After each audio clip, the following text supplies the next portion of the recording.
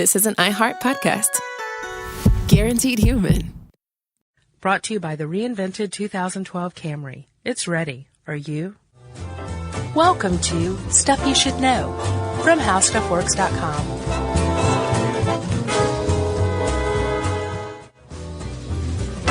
Hey, and welcome to the podcast. I'm Josh Clark. There's Charles W. Chuck Bryant. And since we're here together, you can't see us, but we are here. Don't be so solipsistic. Nice word. Thanks. Did I get that all right? I think so. Okay. It's Stuff You Should Know. Ta-da! Yeah, here we are.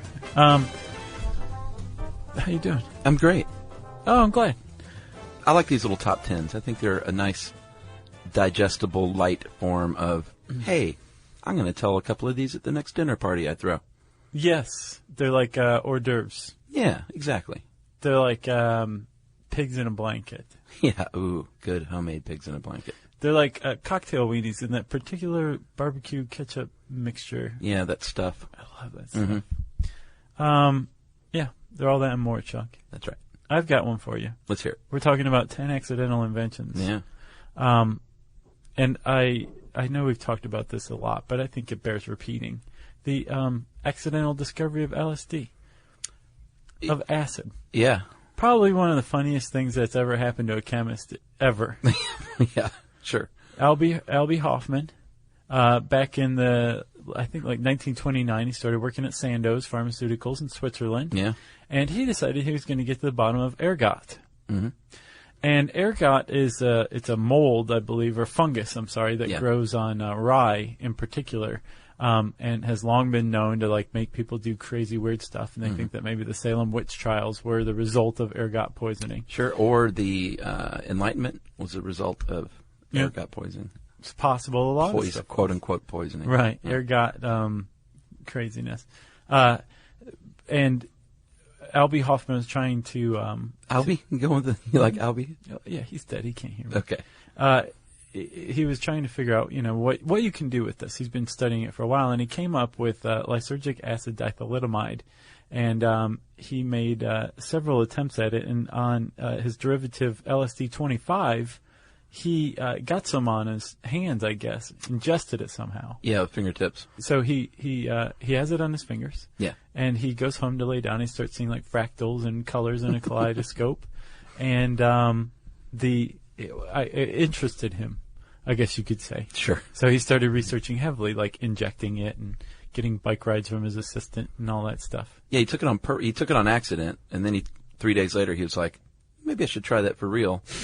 And then he got a ride home on the bike from his assistant, and April 16th is now referred to as Bicycle Day. Yeah. About those hippies. Yeah. And one of his quotes that I thought was really great when he first described it, he said it was, quote, a not unpleasant, intoxicated-like state. Yeah. And that was on the first time. Apparently the bicycle trip got a little hairy. Oh, really? Yeah. But then, he passed through that wave into the wave of not unpleasant once again. Right. And then he started wearing caftans. So he would say it was an accidental discovery of the nature of the psychedelic nature. And he said we should start using this stuff for like medicine. Yeah, well, the hippies had other ideas. Yeah, sure. He ultimately referred to LSD as his problem child. He wrote a book called My Problem Child in 1980. I think it was kind of one of those ones where it's like, you're my problem child, come here, here's some money. He wrote that in 1980? Wow. Yeah, I believe so. Boy, I didn't realize he lived that long. That's pretty cool. Yeah, he was an old guy. Well, I mean, he drank a tablespoon of LSD every day, and that's what gave him his longevity, I think. So that's number 1, right? Or that's actually number 10? That was the intro. Well, it counts. I don't think it should count. So you got another one then? An extra? Yeah, I'll just make it up as apparently is what we do. Josh, number 9, cornflakes, is fictionalized in the T.C. Boyle book, The Road to Wellville. Was that a T.C. Boyle book? Yeah. I didn't know that. Yeah. He's great. Oh, I love him. Did you see the movie? Yeah. I've not seen the movie or read the book. Yeah, Matthew Broderick, Anthony Hopkins. Yeah. It was good. Yeah. I've been to Battle Creek before, though. Oh, you really have? Yeah, when I was a kid. And that's the home of cereals, right? Kellogg's cereal. Basically. Kellogg's cereal. Here we go. Will Keith Kellogg, he was interested in medicine, and he was working as a doctor at the Battle Creek Sanitarium with his brother, helping them out with, and this is in the movie, with their diets. He was trying all sorts of weird treatments. Enemas, big on enemas. Oh, yeah, huge on enemas. He also discovered or created the first acidophilus soy milk.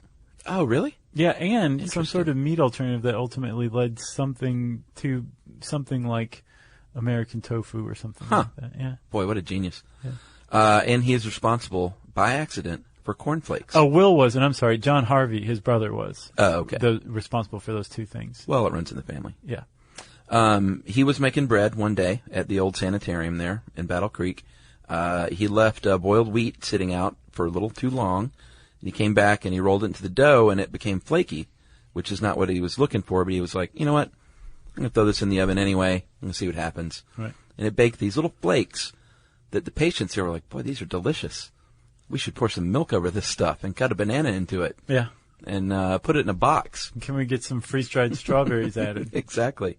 And eventually he tinkered with it and switched it over to corn as the main ingredient instead of wheat.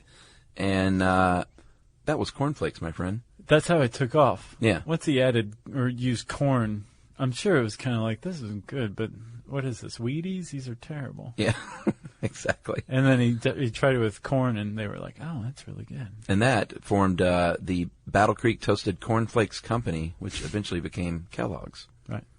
Accidental cereals. The guy who whenever he came up with the Battle Creek Toasted Cornflakes Company name, Yeah. you know he was wearing spats.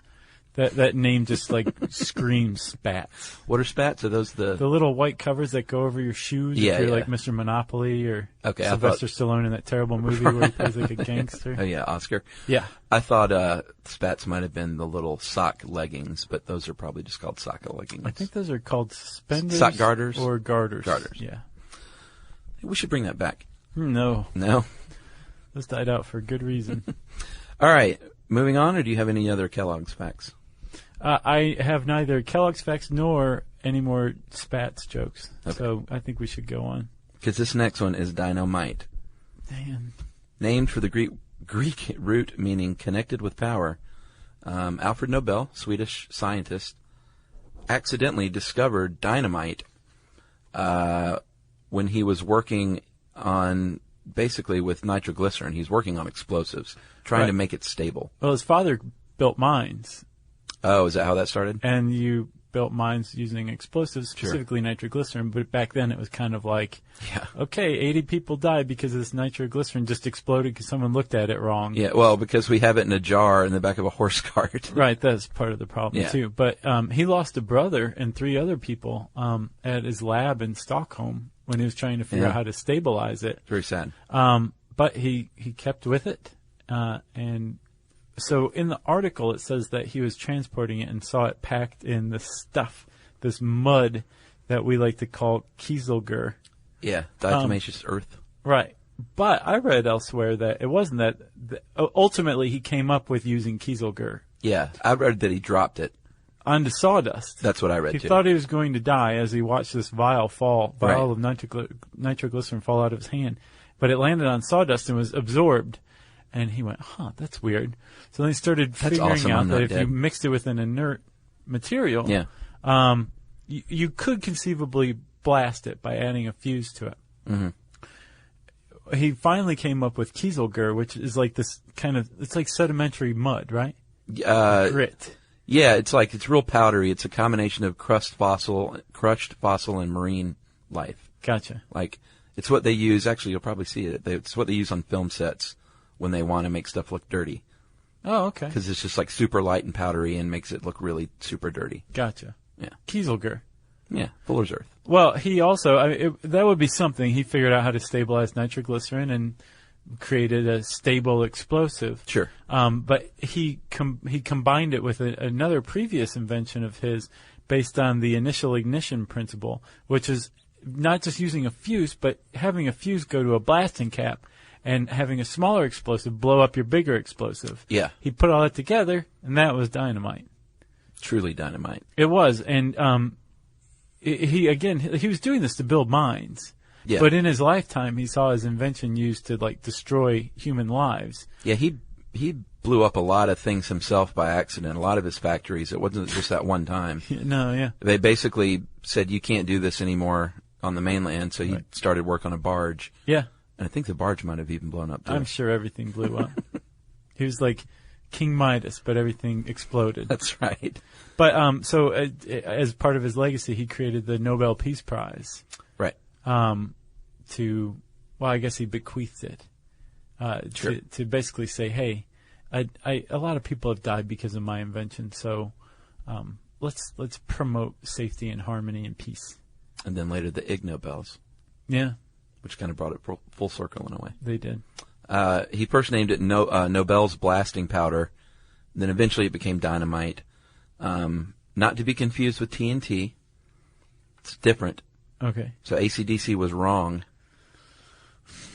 TNT, I'm dynamite. That's not true. I know what you're saying. You What didn't they have to should have spell it said out for was me. TNT, I'm not quite dynamite. Or I'm less effective than dynamite. That should have been the song. So what is TNT then? TNT is dynamite is 60% has 60% greater energy than TNT. Wow. So it's two totally different things. It's not just like a lesser degraded version of dynamite? They're both high explosives, meaning they detonate instead of like burning. Yeah. But yeah, two different things. So Okay. Bon Scott was on the drink, as we all found out. Really? Well, he died because of the drink. The dude with the hat? No, that's the second guy, Brian Johnson, the first lead singer for the first however many albums, died in his car. He passed out after a night drinking and did the old choke on the vomit thing. But he was the one that sang TNT Yeah. Dynamite? Mm-hmm. I thought those two guys were like what I thought TNT and Dynamite were up until a minute ago. Now, The Brian same. Johnson came along later with Back in Black was his first album. Huh. So all that good early AC/DC was Bon Scott. What do you think about Sammy Hagar? So saccharin is up next, Chuck. I feel like we should talk about saccharin. Let's do it. Boy, we are just really going down the line here, aren't we? Yeah, it's an accidental invention, number 7. Oh, okay. Well, there was a guy who is named Konstantin Fallberg. Yeah. He was a chemist, Mm-hmm. working in the labs at Johns Hopkins under a guy named Ira Remsen. Yeah, Ira calls Constantine a jerk. He does, but not quite for the reasons that are displayed here. Right. Fallberg and Remsen are working on apparently a substitute for coal tar. Yeah. That's all I could come across. That's what I in found. His quote, he was saying, like, I've made many discoveries in my search for coal tar, some of them accidental, and here's one. But he doesn't say, like, what I was doing was synthesizing chemicals in a search for substitute for coal tar. Right. So I'm not going to stand 100% behind it, but that's what I think, right? Okay. He said he was in a great hurry and left the lab without washing his hands. Apparently he wasn't wearing gloves or anything either while he was working in the lab with these chemicals that he didn't know what they were. Right. And he went home and he ate dinner. Right. And he was eating a piece of bread, and his bread was like really sweet. Mm-hmm. And he realized that was weird, so he put the bread down and wiped his hands and his mouth and his beard with the napkin. It's like, the napkin's sweet, too. Yeah, he thought the napkin was super sweet, and he's like, okay, there's something weird going on. He put two and two together and realized it must have been that powder that he had on his hands from the chemical that he spilled on it. That he didn't think to wash off before he ate with his hands. Exactly. Yeah. And it turned out to be saccharin. So what does he do? Well, he says, I can probably make some money off this. Mm-hmm. And I'm under the impression that he shut out Remsen. So what he did was, Remsen was a total research. He was a total lab rat. Okay. He didn't care a thing about patents, and he was apparently fine with the idea that Fallberg went off and independently patented this. Until it started making money. No, until he started telling people that he was the one that created this thing, that he was the senior researcher. Right. Then now he's screwing with Remsen's like lab rat status. Gotcha. And that's when Remsen was like, shut your mouth. Oh, so it didn't have as much to do with money No. than his rep. Exactly. Interesting. Yeah. So Fallberg ended up with the patent for saccharin, and years and years and years later, the 80s happened. People are all coked up. They're looking for ways to like lose some weight, Yeah. and Sweet and Low comes along. Yeah. It's saccharin, and it has so few calories in it. Apparently, 5 calories a gram. that it's just listed as 0 calories because, those packets are a lot less than a gram. Yeah. And the reason why it's non-caloric is because it's never metabolized by the body. It just goes out the way, in the same form it came in. Yeah, it has 0 food energy value. Yeah. It's like if you were trapped freezing in the woods and you had a big bucket of Sweet and Low, it wouldn't be the same as if you had a big bucket of sugar. Yeah. You'd want the big bucket of sugar. Trapped in the woods with a big bucket of sugar, huh? Well, you got food energy. Okay. Trapped in the woods with a big bucket of Sweet and Low, you're screwed. Yeah. Yeah. God, can you imagine like the fuzzy jackets on your teeth after eating a bucket of sugar in the woods? Since it was brought on the scene, it's kind of been added and removed quite a few times to the you can eat this, it's fine, and it's probably not great for you list. But right now, it's in good standing. It is. It is, approved. Because I remember in the late 80s, early 90s, like after everybody had been drinking it for a while, they took like a hard look at saccharin and were like, well, it may cause cancer in lab rats. I put it in my unsweet iced tea. I've seen. Because that's the only thing I can find that, you put sugar in there and it just sinks to the bottom. Well, that's why you have to use simple syrup. Yeah, or put this sugar in the hot brewed tea where it will melt. But if you're dissolve, not going to do that, then use simple syrup. It's fine. It works really well. Or just drink unsweet tea, for God's sake. I'm on an unsweet tea kick right now. Really? A little lemon. Yeah, see, I like the sweet tea. Or if I drink green tea, obviously, that's just straight up. Yeah. Not the same. Have you ever had this oolong tea? Yeah, sure. Yeah. That is something. Ooh la la. It's crazy. All right, Josh. I didn't think the microwave, I feel like we've talked about that before. Like 800 times. We have? Yeah. So let's skip it. Okay. Viagra? Yeah, I hadn't heard of this one. I didn't realize it was accidental. You haven't heard of Viagra, please. I've heard of Viagra, yes, but I haven't heard of the story behind it. Is what I mean. Oh, gotcha. Oh, I see what you're insinuating. I was being coy. Simon Campbell and David Roberts were researching for Pfizer, trying to develop some blood pressure and heart medication for angina. Yeah. And they tested it on people, doing some trials, and these guys were all like, I still have some angina, and I have a massive erection. Right. Which is a weird side effect. Yeah. You might want to look into this. Yeah, and they did. And they went, wow, this could pay dividends in the end, fellas. Yeah, they basically said, okay, FDA, forget everything we said. Forget the angina. We're just going to stick to amyl nitrate. Yeah. Instead, we're gonna just start over, do more clinical trials, but we're going to use this to treat ED. And we're going to target handsome, salt and pepper haired men of a certain age who like to bathe in bathtubs outdoors next to their partners who are also in bathtubs watching the sunrise. I think that is our target market. Oh, was it? Yeah, it's all the same, though. I wonder if it is all the same. You probably just got us sued by the pharmaceutical companies. They're not all the same. Each one has different... covalent bond? I'll bet it's covalent bond. Well, they just have different properties. Some work for like 24 hours. Some work for like 2 hours. Some you take every day just in case you happen to run into someone and need to have sex. That's right, yeah. But all of them, no, priapism is not funny. So don't think it's funny, because it's not. No, of course not. Okay? It's not. But it was popular.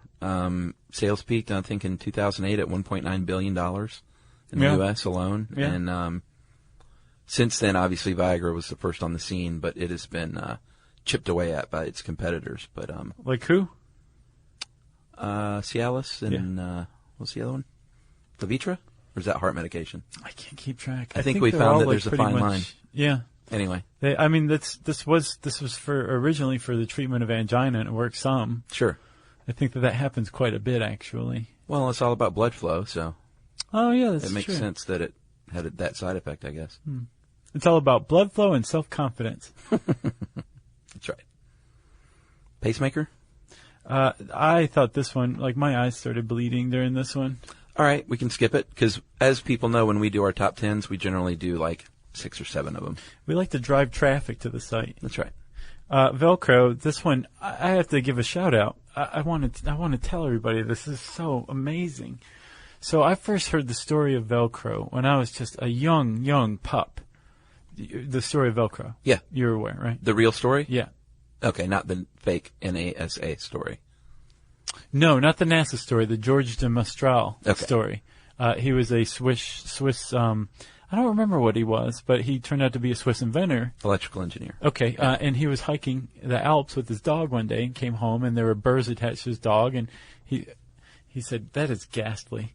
He said, what's going on here? Why are these burrs attached to my dog? I'm going to take a closer look. And he realized that the burrs were composed of little hooks, and that his dog's fur were acting as little loops, and the hooks went into the loops and stuck and attached. And he said, I can recreate this. You know what? I'll recreate it with nylon. And that's what he did. And that's what all Velcro is a system of hooks and loops made of nylon. Yeah. Now, I first learned that story when I was probably like seriously 11 or 12. Oh, wow. And I read it in Uncle John's bathroom reader. Yep. And every Christmas I would get a bathroom reader. And every like December 29th, I'd be done with like the 500-page bathroom reader. And would just wait like another year. Yeah. Like a lot. Just for this reason, right? I would be reading this book like over and over, like just constantly. And so, like, one of the reasons that we're here today, one of the reasons I'm here today, is because my curiosity was developed and honed through Uncle John's bathroom reader. Oh, yeah? Yes. And it's been good and bad. Like, they were also where I learned that Genghis Khan supposedly killed like 1.87 million people in 1 hour, which kind of led to that article and all that. Cool. But my eyes were open. We shouted out to them like recently, and they tweeted that we shouted out to them, and I realized that they listened to this podcast. Wow. That's pretty cool. It's like the highest honor I have ever enjoyed as far as my career goes. Like that's awesome. That was it. Like this group that like made me in large part who I am today is a fan of what we're doing. That's awesome. Yeah. I imagine Mad Magazine could only come close if they got in touch with you, huh? Yeah, they would definitely be up there as well. That's awesome. Okay, so that's Velcro. Yeah, and a couple of more little factoids. It's a combination of two French words, velours, which means velvet, and crochet, which is hook. Yeah, and velour does not breathe very well as a fabric. That's right. Nylon was very new at the time, so he had a hard time with it. And this is a lesson for all you kids out there who fancy yourselves as little inventors. Mm-hmm. Don't give up. It took him 10 years from the moment he discovered what Velcro could be till the time that he could manufacture it successfully. And he worked and he worked and he worked. And 10 years later, he marketed it as the zipperless zipper, and the rest is history. And don't get cheap Velcro, because you can tell the difference. Oh, man, you really can. Same as cheap duct tape. Yeah. You really get what you pay for. Yeah, that's definitely true with duct tape. You don't want duct tape that doesn't have the threads clearly visible. Yes. That form like kind of the almost the rebar of it. It's exactly what it is. If you can't see it clearly, like in the roll, then just keep on moving. Little advice from your Uncle Josh. But that's stick to it advice. Yeah. Not the duct tape stick to it. Yeah. A decade. Perseverance. That was good advice, man. A decade of work. Penicillin? Yeah, this one was, I don't think I realized penicillin was an accident. Alexander Fleming, he was a bacteriologist in Scotland. He decided to get a little lazy and go on vacation for 2 weeks, luckily for us, in 1928. Comes home, sees a Petri dish with this weird mold that he hadn't seen before growing in it. Yeah. And he noticed, like, there's no bacteria around this mold. Right, it was like hugging the side of the Petri dish, like, get it away from me. I know, this stuff is killing me. And he went, wow, I might be onto something here. Right, but the problem was the strain of penicillin mold that he discovered, he left his window open. The guy was a bacteriologist in the 20th century, and he left his window open, right? Anyway, the mold, the strain he found was he couldn't reproduce it in mass quantity, so therefore, by definition, it was useless as medicine. Sure. And then, like 13 years later, a trio of guys, Flory, Heatley, and Moyer, found a strain of penicillin that they could just grow very quickly in large amounts. Bam, antibiotics. Nice. Millions and millions, possibly billion lives saved. Agreed. But don't take too much of it. No. And I think they'll prescribe it these days. Personally. You should always know your limits. Yeah, no, I'm just saying. I think penicillin is one of these. People get thrown on penicillin and amoxicillin like for everything these days. Right. Well, the other part of the problem, supposedly, is that if you don't finish your course, that makes it that much easier for bacteria. Yeah, that's what I hear. Microbes to evolve immunity. Yeah, I almost never finish my course, though, because you're part of the problem. Gives me bad diarrhea. Well, you need to ride it out, as they say. Get yourself an Uncle John's bathroom reader. In fact, when I'm on penicillin for one reason or another, I call them diarrhea pills. I have to take my diarrhea pill because I take it, and they say, that's a possible side effect, but of course with me, it's a certain side effect. At least you don't get priapism from it. All right, number 1, Josh, our last one. I thought this was pretty interesting because going back all the way to the 1800s, we used to think people were all stuffy, didn't know how to have a good time. All they did was just go to school, go to church, walk to work, and study hard. Turns out that they were having laughing gas parties. Yeah, and ether frolics. Ether frolics, where they would sit around and suck on laughing gas and just laugh the night away. Right. Which is where the phrase, it's a gas, comes from. Oh. Yep. That's nice. That makes sense. Sure. You're big time into entomology, aren't you? Oh, yeah. And entomophagy. Yeah, that's right. So what happened was anesthesia was accidentally discovered by, seems like a few different people realized. About the same time from those parties. Yeah, Crawford Long, he's an Atlanta guy, right? Yeah, he's somewhere around Atlanta, yeah. William Morton and Charles Jackson and Horace Wells, they had all experimented with nitrous oxide. Maybe not went to some of these parties. I don't know if we can verify that. I have seen that they were at these parties. Okay. I went back in time and looked in the Wayback Machine. At some point, someone said, hey, I just whacked my leg real hard and it didn't hurt at all. And it was bleeding. Yeah. And there was no pain experience from it. And I think it was Crawford Long that was like, what do you mean you're not experiencing any pain? Do it again. Yeah. And let me hold your ether for a minute. Yeah, exactly. And then they started experimenting with it. And I think Horace Wells used it for dentistry. Crawford Long was using it for surgery. Yeah, for minor surgery, Crawford Long. Like amputations and stuff like that. Because this was at a time when it was like, here's your broomstick.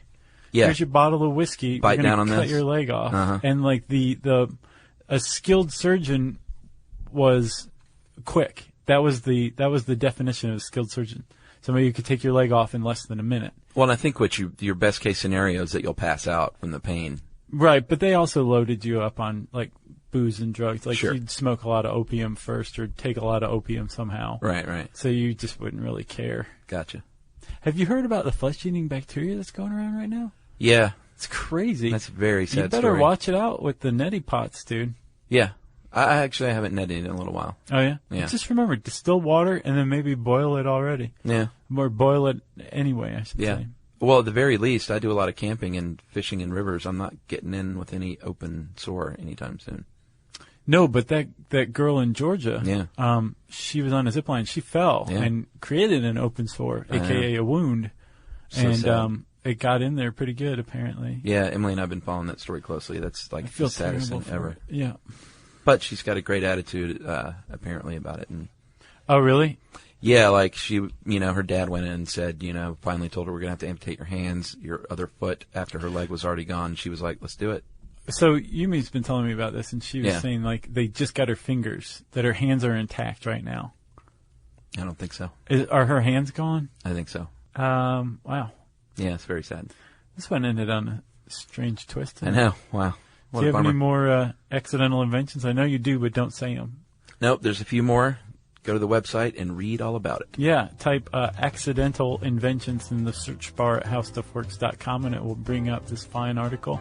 There's actually a few articles that have similar ones but different ones too. You'll just read them all. You'll love them. I said search bar at howstuffworks.com again, which means it's time for listener mail. Actually, wait. We can't do listener mail yet. This again? Yeah. Okay. It's Plugfest time. Yeah, that's right. So, Chuck, we have a horror fiction contest going on, don't we? That's right. Real quick, give them the broad stroke. Well, if you're familiar with our Halloween episodes, the past 2 years, we do readings. Right. From Poe last year and what's his face the year before that? H.P. Lovecraft. H.P. Lovecraft. Yeah. And this year, we want to read a story written by you, someone out there. So We are throwing a contest, and Josh wrote a great blog post outlining the details. Yeah. That you can find at How Stuff Works. Yeah, you can go to blogs at How Stuff Works, and it's called Stuff You Should Know's Horror Fiction Contest. Get your official rules right here. Yeah. It's got everything you need to know on there. Everything. What's the highlight? Well, the highlights are that it started on June 18th, and it runs until July 20th at 11:59 p.m. Okay. It has to have been previously unpublished, and that Sure. includes websites. If you put it up on your own blog, I think it's okay. Yeah. But like if you gave it to somebody else and they published it, sorry. Yeah. And it needs to be between 3,000 and 4,000 words, no more, no less. Okay. And this is really, really, really, really important. In the email that you send this in, you send it, by the way, to howstuffworks_contests@discovery.com. Okay. In that email, when you enter your submission, you need to write the words, by entering this contest, I agree to abide by the contest rules. Okay. Without that, we have to disqualify you. So that's basically you're signing off that you understand the rules by acknowledging that statement. Right. And Okay. go to the blogs and read the rules first. Take a quick glance at them. If you have a question, it's probably answered there. Yeah, and sadly, we know and we understand that this is only for residents of the United States, and Yeah. we're sorry, but that's just how it goes. I've said it a million times. We can't win your country's contest either. Right. It's just how contests work. Yes. and Pick if it up you're- with the contest gods. Yes. If you're 17, Yeah. even if you're going to turn 18 within the contest, you're out of luck. You have Yeah. to be 18 as of Monday, June 18th. People don't like rules. No, they don't. But we're not making them. Got to have them. Yeah. Okay. So send it off. Us and maybe a couple of other writers or editors will judge these things. We're going to select the top 16 and then enter them into a bracket contest. Then let the people vote, and then we pick and then the winner is chosen, and we read it on Halloween. cool. Yeah. All right, what else? We're going to Comic-Con in San Diego. Yeah. For the first time ever. Yeah, it's a big And deal. Thursday, we don't have the time yet, but Thursday, July 12th, we will be doing a live podcast panel Yeah. with special guests. Yeah. What are we doing it on? You want to say, or do you want to keep it a surprise? Well, let's keep it a surprise for now. All right.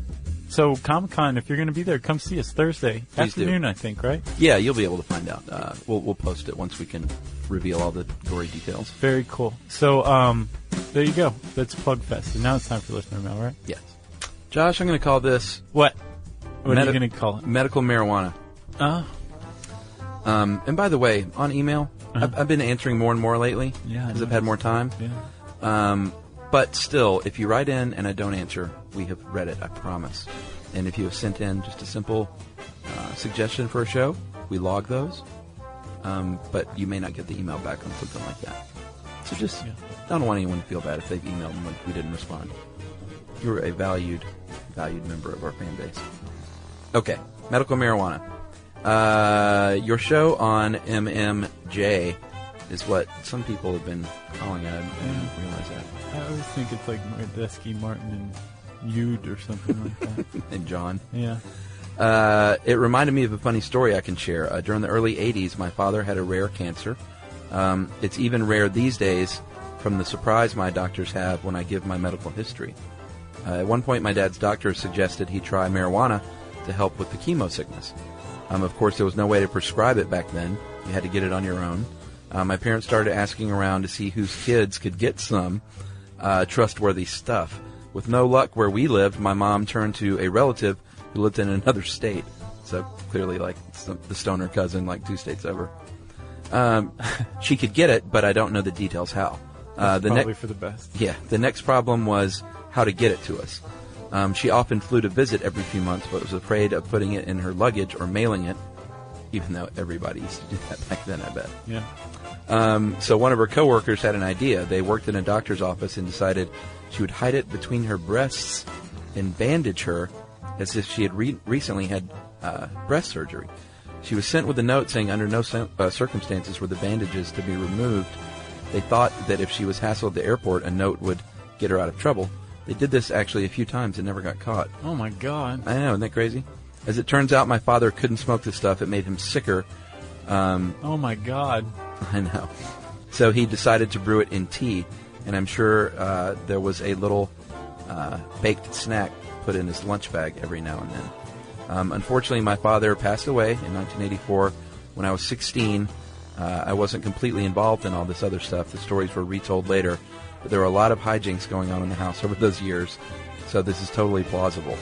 I remember vividly the little T-ball sitting in the sink, and when I washed the dishes every night asking, can I clean this thing? And I would get a resounding no from about 5 people in the house at the same time. So that is from Cindy, and Cindy Brady. No, not Cindy Brady, but she asked her if I could read this, and she said yes, and then she wrote me back and said, I ended up talking with my mom about this, and we all had a good laugh all over again, and remember my father fondly. Oh, that's nice. She said her mom ended up smoking some for her anxiety.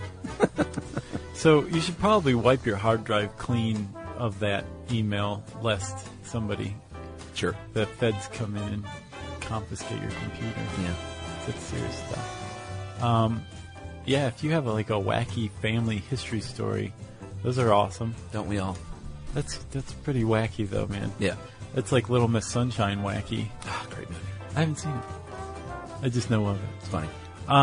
We want to hear it. So tweet to us at SYSK Podcast, Facebook.com/StuffYouShouldKnow, or email at StuffPodcast@Discovery.com.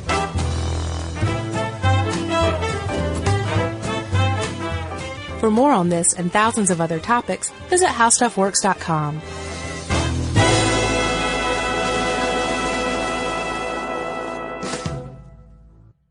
Brought to you by the reinvented 2012 Camry. It's ready. Are you? This is an iHeart podcast. Guaranteed human.